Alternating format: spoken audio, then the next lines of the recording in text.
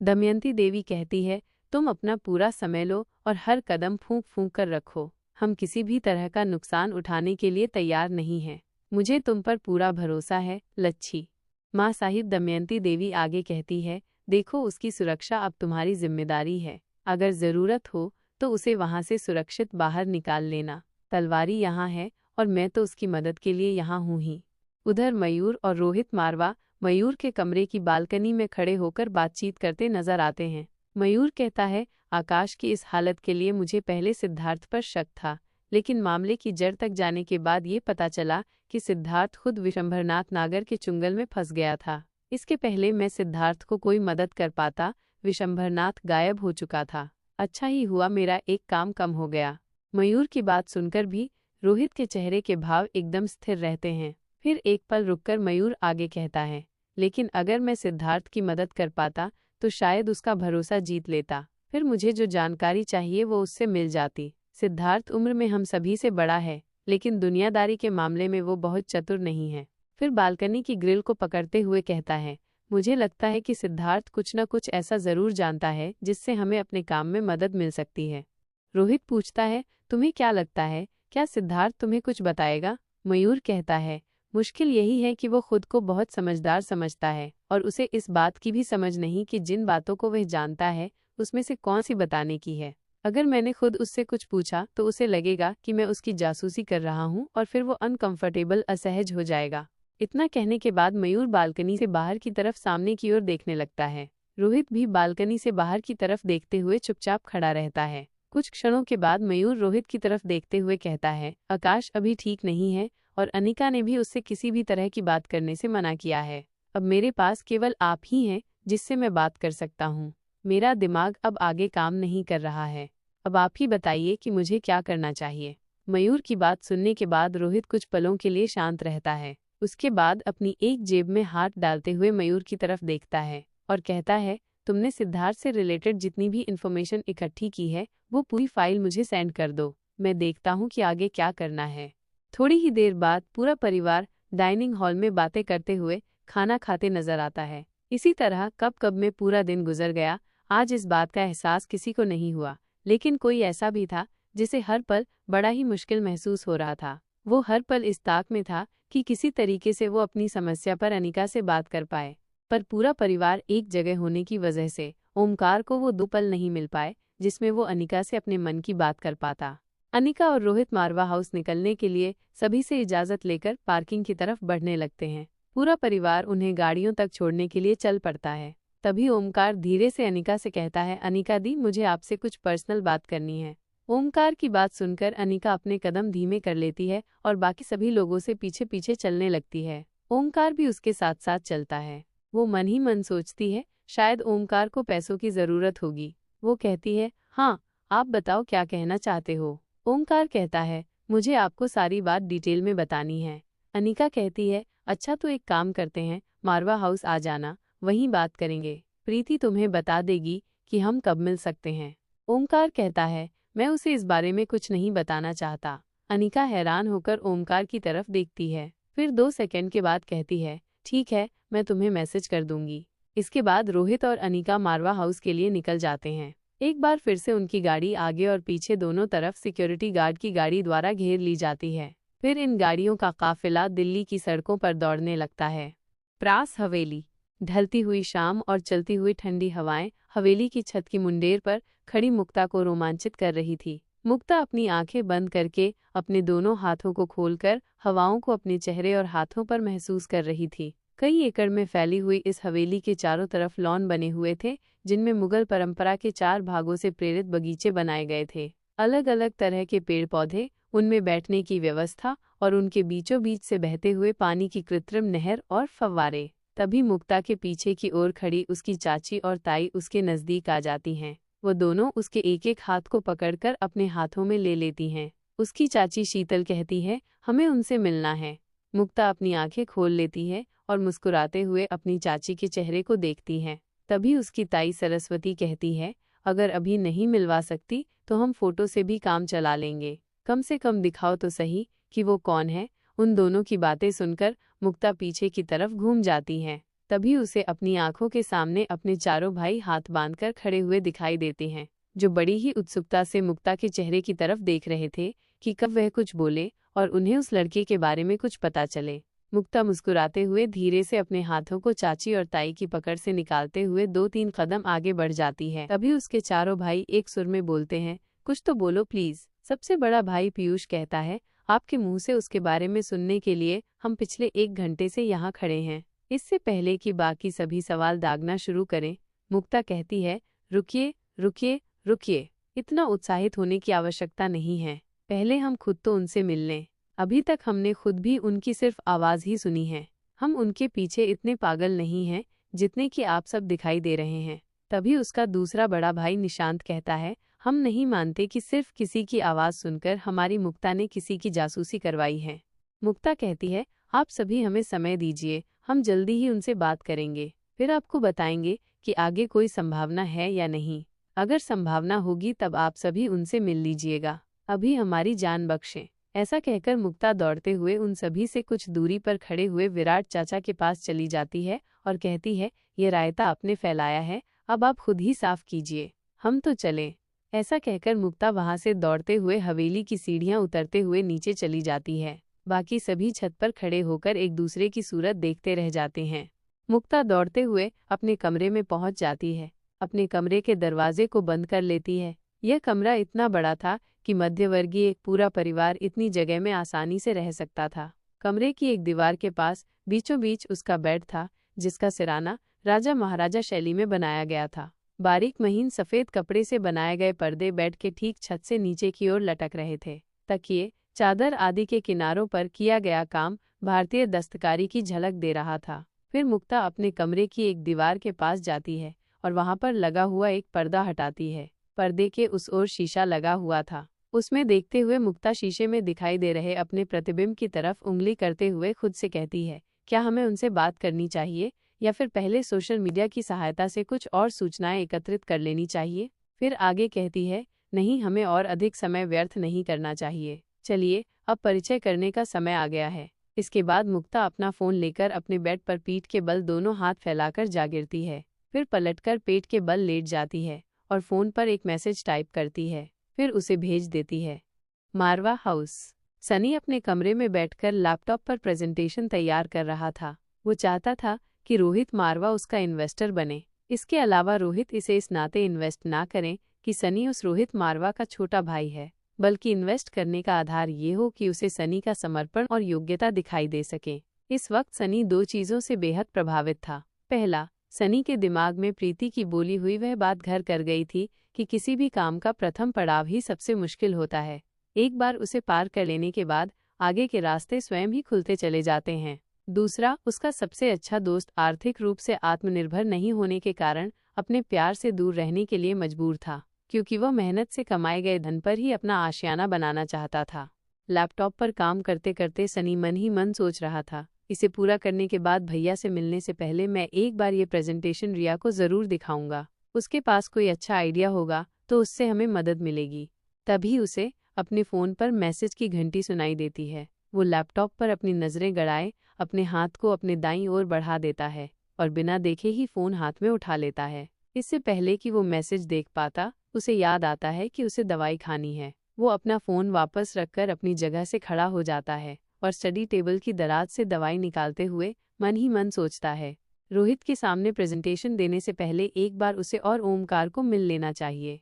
सनी दवाई खाने के बाद ओमकार को फ़ोन करने के लिए अपना फ़ोन उठाता है। तभी उसे स्क्रीन पर अननोन नंबर से मैसेज दिखाई देता है। सनी मैसेज पढ़ता है जिसमें लिखा था, अगर हम सही हैं तो आप सनी मारवा हैं। मैसेज पढ़ने के बाद सनी पहले उसे इग्नोर करने के बारे में सोचता है, लेकिन तभी कुछ सोचकर वो मैसेज का जवाब देता है, हम मतलब कौन कौन। इसके बाद सनी फिर से कुछ सोचने लगता है। कुछ देर के बाद वो ओमकार से बात करने के लिए जैसे ही नंबर डायल करने वाला था, तभी एक बार फिर से स्क्रीन पर मैसेज फ्लैश होता है। इस बार जवाब आया था, हम मतलब मुक्ता प्रास। सनी मैसेज देखकर कुछ परेशान होता है, क्योंकि ये मैसेज बार बार उसकी सोच में दखल अंदाजी कर रहे थे, लेकिन इस बार फिर ना चाहकर भी मैसेज का जवाब लिख देता है, मुक्ता और प्रास यानी कि 2 लोग। क्या मैं आप दोनों को जानता हूँ? जितनी तेजी से सनी ने मैसेज किया था, उतनी ही तेजी से जवाब आता है, हम दो नहीं, एक ही हैं। हमारा नाम मुक्ता प्रास है। सनी के दिमाग में एक साथ कई सारे विचार घूमने लगते हैं। क्या इस नाम की कोई लड़की मेरे साथ स्कूल में पढ़ती थी? क्या ये किसी मीडिया से है? इसे मेरा नंबर कहाँ से मिला? क्या ये रोहित भैया से मिलने के लिए मेरी सिफारिश चाहती है? फिर सनी खुद से ही कहता है, इतना सोचने से अच्छा है कि पूछ लिया जाए। वैसे भी डॉक्टर प्रीति ने कहा है कि अपने दिमाग पर कम जोर डालो, नहीं तो 5 की जगह 10 साल भूल जाओगे। फिर वो आगे अनुमान लगाता है, हो सकता है कि ये उन्हीं बीते 5 सालों का कोई पहलू हो। क्या पता ये वही लड़की हो जिसने मुझे रिजेक्ट किया था? अगर ऐसा है तो इस बार मैं इसे अच्छा सबक सिखाऊंगा। सनी ओमकार से बात करना भूल जाता है और जाकर सोफे पर बैठ जाता है। फिर जवाब लिखता है, मुझसे क्या चाहती हो? जवाब आता है, बात करना और आपको जानना। सनी जवाब देता है, क्या अब तक नहीं जान पाई? सनी का जवाब पढ़कर मुक्ता हैरान हो रह जाती है। सनी का मैसेज पढ़कर मुक्ता अपनी जगह पर बैठ जाती है और अपने फोन को इस तरह हैरानी से देखती है जैसे कि कोई नई तरह की वस्तु देख ली हो। फोन के मैसेज को पढ़कर वो इस कदर आश्चर्यचकित थी जैसे कि वो मंदिर में चोरी कर रही हो और तभी किसी मूर्ति के अंदर से आवाज सुनाई दी हो। इन्हें कैसे पता कि हम इनके बारे में मालूमात हासिल करने की कोशिश कर रहे हैं? आज तक कभी ऐसा नहीं हुआ कि विराट चाचा के काम पर उंगली उठाई जा सके। वो अपने काम में उत्तम हैं। पहले कभी उनके द्वारा किए गए काम की भनक किसी को भी नहीं हुई। फिर मुक्ता अपनी तर्जनी उंगली और अंगूठे से अपनी ठोड़ी को पकड़ते हुए अपनी आंखें छोटी करके कुछ सोचती है। फिर कहती है, मुक्ता, इससे पहले विराट चाचा का कभी मारवा परिवार से पाला नहीं पड़ा था। अगर इन्हें इस बात की जानकारी है तो यह मारवा परिवार के स्तर को शोभा देता है। मुक्ता के चेहरे पर मुस्कान आ जाती है। वो कुछ सोचती है और उसके बाद मैसेज का जवाब लिखती है, नहीं, आपके बारे में जितना जानना चाहिए हम अभी तक नहीं जान पाए हैं। हम आपसे मिलना चाहते हैं। क्या हम दोस्त हो सकते हैं? मारवा हाउस। उधर मारवा हाउस में बैठा सनी लगातार अपने फोन को इस तरह घूर रहा था मानो उसके सामने कोई अपराधी बैठा हो और उसका बस चले तो एक गुस्से से उसे चकनाचूर कर दे। जब कुछ मिनटों तक कोई मैसेज नहीं आता तो वो बेसब्र होने लगता है। इससे पहले कि वो अपने फ़ोन के साथ कुछ कर बैठता, फ़ोन पर मैसेज आने की घंटी सुनाई देती है। सनी अपना पूरा मूड बनाकर बैठा था कि ये उसे ऐसा जवाब दे कि वो उसे हमेशा याद रहे। घंटी की आवाज़ सुनकर सनी ने फटाफट मैसेज खोला और उसे पढ़ डाला। मैसेज पढ़ने के बाद सनी के चेहरे पर बड़ी सी मुस्कान आ जाती है, जैसे कि आज उसे अपना पुराना बदला लेने का मौका मिल गया हो। वो फटाफट से मैसेज लिखता है, मुझे नहीं मिलना, मैं बहुत व्यस्त हूँ, मेरे पास तुम्हारे लिए बिल्कुल भी टाइम नहीं। फिर सोचता है ये जवाब ठीक नहीं होगा। वो मैसेज को मिटा देता है और फिर से लिखता है, मुझे तुमसे मिलने की ना कोई इच्छा है और ना ही कोई ज़रूरत, मैं तुम्हें बिल्कुल भी पसंद नहीं करता। ये लिखने के बाद फिर से मुस्कुराता है और सोचता है अब ये हुआ टिट फॉर टैट जवाब। उसे ये मैसेज पढ़कर ऐसा झटका लगेगा कि दोबारा से किसी प्यार करने वाले को बेइज्जती करने से पहले 100 बार सोचेगी।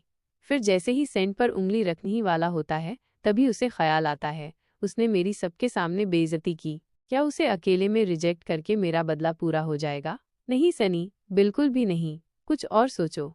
फिर खुद को ही आदेश देते हुए कहता है, तुम्हें कुछ और सोचना ही पड़ेगा। अपनी जगह से खड़े होकर कमरे में घूमते हुए अपने फ़ोन को अपने हाथ में लेकर उसे दूसरे हाथ पर टैप करते हुए सोचने लगता है कि क्या जवाब दिया जाए। फिर अचानक से उसके चेहरे पर मुस्कान दिखाई देने लगती है और वो जवाब देता है, आई एम सॉरी, मैं अभी बहुत बिजी हूँ, बाद में बात करता हूँ। फिर वो ज़ोर ज़ोर से खुद से ही बोलता है, अब वो मिलने के लिए गिड़गिड़ाएगी तब आएगा मज़ा। अगर उसे मना करना था तो अकेले में कर देती। उसने सनी मारवा को सबके सामने बेइज्जत किया। प्यार करने वाले के साथ ऐसा बर्ताव, इसका भुगतान उसे करना ही चाहिए। मैं भी रोहित भैया की ही तरह औरतों की बहुत इज्जत करता हूँ, लेकिन इसका मतलब ये नहीं कि हर गलत को बर्दाश्त किया जाए। वहाँ पर प्रास हवेली में मुक्ता सनी का मैसेज पढ़ती है तो उसके चेहरे पर उदासी आ जाती है। फिर वो खुद को ही समझाते हुए कहती है, जब वो आपको जानते ही नहीं तो मिलने के लिए इतनी आसानी से हाँ कहने का सवाल ही पैदा नहीं होता। फिर दूसरे ही पल खुद को मनाते हुए कहती है, कोई बात नहीं मुक्ता, हम इंतज़ार करेंगे और यूं बात नहीं बनी तो हम मिलने का इंतज़ाम करेंगे। यहाँ सनी जब भी ओमकार और प्रीति को साथ में देखता था तो उसे अंदर ही अंदर ख्वाहिश होती थी कि काश उसका भी कोई ऐसा ही प्यारा सा जोड़ीदार होता। वो प्रीति के साथ हमेशा देवर भाभी वाली नोकझोंक में लगा रहता था।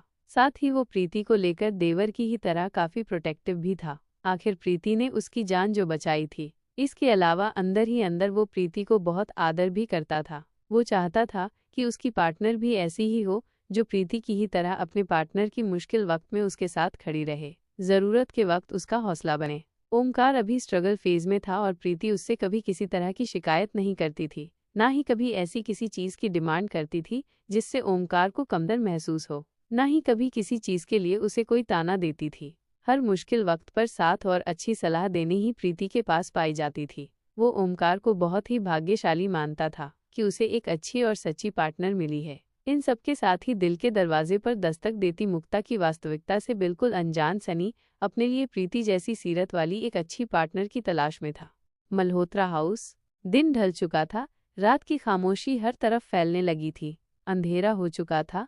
लक्ष्य श्वेता को मल्होत्रा हाउस तक छोड़ने के लिए उसके साथ आता है। दरअसल दिन के समय जब श्वेता का रोना छूट जाता है, तब लक्ष्य उसे फार्मेसी में अकेला छोड़ देना ठीक नहीं समझा। तब लक्ष्य ने बड़े ही प्यार से आदेश देते हुए श्वेता से कहा, अब आप मेरे साथ चल रही हैं। जब श्वेता ने उसे सवाल भरी आंखों से देखा तो लक्ष्य ने जवाब दिया, मुझे भूख लगी है। अब फार्मेसी दिखाने के बाद क्या खाने के लिए भी नहीं पूछोगी? रोने के बाद श्वेता का मन वैसा भी बेहद शांत हो गया था। वो बिना किसी सवाल जवाब या बहस के चुपचाप अपनी जगह से खड़ी हुई और लक्ष्य के साथ चल पड़ी। लक्ष्य को अंदेशा था कि उसके फार्मेसी से लौट जाने के बाद कहीं श्वेता दोबारा से रोना शुरू न कर दे। वो कभी भी उसके आंसुओं की वजह बनना नहीं चाहता था। उसका मानना था कि लड़कियां एक बार रोना शुरू करने के बाद हाल फिलहाल में रोना बंद नहीं करती। थोड़ी थोड़ी देर बाद उसी बीती घटना के बारे में सोचकर एक एक दो दो दिन तक रोते हुए निकाल देती हैं। इसीलिए वो मन ही मन खुद से कहता है, मैं नहीं चाहता कि मेरे होने के बावजूद मेरे प्यार की आंखों में आंसू आएं। लक्ष्य कहता है कि श्वेता हर हाल में खुश रहे और अगर वहां आंसू बहने भी लगे तो कम से कम लक्ष्य उसे अपनी बाहों का सहारा देने के लिए मौजूद रहे। वहीं श्वेता की मनःस्थिति ऐसी थी कि लड़कियां अक्सर शरीर व व्यवहार से कमजोर दिखाई देती थीं, लेकिन मानसिक स्तर पर वो उतनी ही ज्यादा मजबूत होती हैं। एक बार तय कर लेने के बाद वो कितने भी दर्द से गुजर सकती हैं। श्वेता तय कर चुकी थी कि जब तक अनिका हाँ नहीं करेंगी तब तक वो लक्ष्य के समक्ष अपना प्रेम स्वीकार नहीं करेगी, चाहे इसके लिए अब उसे कितनी भी मानसिक पीड़ा से गुजरना पड़ता। लक्ष्य श्वेता का साथ लेकर उसकी मन पसंदीदा जगह लंच के लिए ले जाता है। फिर इसी तरह साथ में वक्त बिताते हुए वे पूरी शाम भी बिता चुके थे। उन दोनों में से किसी को भी इस बात का एहसास नहीं हुआ कि वे दोनों एक दूसरे के साथ आज का पूरा दिन बिता चुके थे। जिस गाड़ी में लक्ष्य और श्वेता मौजूद थे, उसके ड्राइविंग सीट पर लक्ष्य खुद बैठा हुआ था और श्वेता उसके साथ में पैसेंजर सीट पर बैठी हुई थी। श्वेता के हाउस के बाहर मुख्य दरवाजे पर पहुंचने के बाद लक्ष्य अपनी गाड़ी से बाहर आता है और श्वेता के लिए दरवाजा खोलता है। फिर अपना हाथ आगे करके श्वेता को बाहर निकलने के लिए मदद करता है। लक्ष्य के इशारे पर उसके सभी सिक्योरिटी गार्ड मुख्य दरवाजे पर ही रुक जाते हैं। बाहर के दरवाजे से अंदर के दरवाजे तक पहुंचने के लिए उन्हें लॉन के बीचों बीच बने हुए पैदल पार पथ से होते हुए आगे बढ़ना था। इसके बाद वो श्वेता के साथ अंदर की तरफ चल पड़ता है। तभी श्वेता कहती है, क्या आप मम्मी से मिलना चाहते हैं? लक्ष्य जवाब देता है, नहीं। श्वेता मुस्कुराकर आगे कहती है, तब फिर आप लौट जाइए, मैं खुद चली जाऊंगी। लक्ष्य भी मुस्कुराकर कहता है, अभी भी आप खुद ही चल रही हैं, मैं बस आपको आपके घर के दरवाजे तक छोड़ दूं, उसके बाद लौट जाऊंगा। श्वेता लक्ष्य की हाजिर जवाबी पर मुस्कुराकर अपना चेहरा नीचे कर लेती है। उसे खुद भी लक्ष्य से दूर होने में काफी जोर पड़ रहा था। वो अपने कदमों की रफ्तार एकदम धीमी कर लेती है और आहिस्ता आहिस्ता आगे बढ़ने लगती है। लक्ष्य उसके साथ साथ चलने लगता है। चलते हुए बार बार लक्ष्य का मन कर रहा था कि वो श्वेता को गले लगा लें और फिर बाय कहें। लक्ष्य किसी तरह अपनी भावनाओं पर नियंत्रण रखता है। यहाँ श्वेता को ये तो समझ आ रहा था कि वो लक्ष्य को छोड़ना नहीं चाहती, लेकिन लक्ष्य से चाहती क्या है ये वो समझ नहीं पा रही थी। लक्ष्य श्वेता से पूछता है, कल मैं तुम्हें लेने कितने बजे आऊं? श्वेता जवाब देती है, मैं आपको सुबह ही मैसेज कर दूंगी। लक्ष्य फिर पूछता है, आप अपनी अनिका दी से लास्ट कब मिली थी? श्वेता जवाब देती है, अभी 1 हफ्ता पूरा ही हुआ है। लक्ष्य पूछता है, क्या कल वो भी अस्पताल में होंगी? अब तक लक्ष्य और श्वेता घर के दरवाजे तक पहुंच चुके थे। श्वेता लक्ष्य की बात सुनकर अपनी जगह पर रुक जाती है और उसकी आंखों में देखकर कहती है, मुझे नहीं लगता कि वो वहां होंगी। मैंने आपको बताया था कि वो अपनी याददाश्त के साथ पुराना चिकित्सा ज्ञान भी खो चुकी हैं। लक्ष्य कुछ नहीं कहता। वो अपने दोनों हाथ पीछे की तरफ करके उन्हें बांधकर विश्राम की पोजीशन में खड़ा हो जाता है और सिर्फ श्वेता की ओर देखता जाता है। श्वेता मुस्कुराती है और कहती है, क्या आप चाहते हैं कि मैं उन्हें आने के लिए कहूँ? इस बार लक्ष्य मुस्कुरा देता है। श्वेता को अपना जवाब मिल जाता है। फिर वो लक्ष्य से कहती है, मैं डॉक्टर प्रीति से कहूंगी कि वो किसी न किसी बहाने से अनिका दी को अपने साथ ले आए। इतना कहने के बाद वो पूछती है, क्या अब ठीक है? तभी लक्ष्य श्वेता से कहता है, आपकी पलकों पर कुछ लगा हुआ है, आंखें बंद कीजिए। श्वेता आंखें बंद कर लेती है। लक्ष्य श्वेता की तरफ झुककर उसके माथे पर चूम लेता है और फिर उसके कान में कहता है, बाय, सुबह मिलते हैं। श्वेता आंखें खोलकर बिना किसी एक्सप्रेशन के लक्ष्य के चेहरे की तरफ देखती है। लक्ष्य बदले में मुस्कुरा देता है और फिर वापस चल पड़ता है। लक्ष्य की इस शरारत पर श्वेता को हंसी आ जाती है और वो उसे जाते हुए देखती रहती है। वो मन ही मन सोचती है, ना जाने इस प्रेम का क्या परिणाम होगा। फिर वह इसी हंसी के साथ घर के दरवाजे से अंदर चली जाती है, जहां अंधेरे में बल्बों की हल्की रोशनी में श्वेता और लक्ष्य दोनों खुद को सबकी नज़र से दूर समझ रहे थे। वहीं कोई दो आंखें ऐसी थीं जो लगातार उन पर बनी हुई थीं। लक्ष्य और श्वेता के जाने के बाद वो फोन पर किसी से कहती है, मछली चारा चुगने के लिए तैयार है, बस थोड़ा वक्त और फिर कांटे में होगी।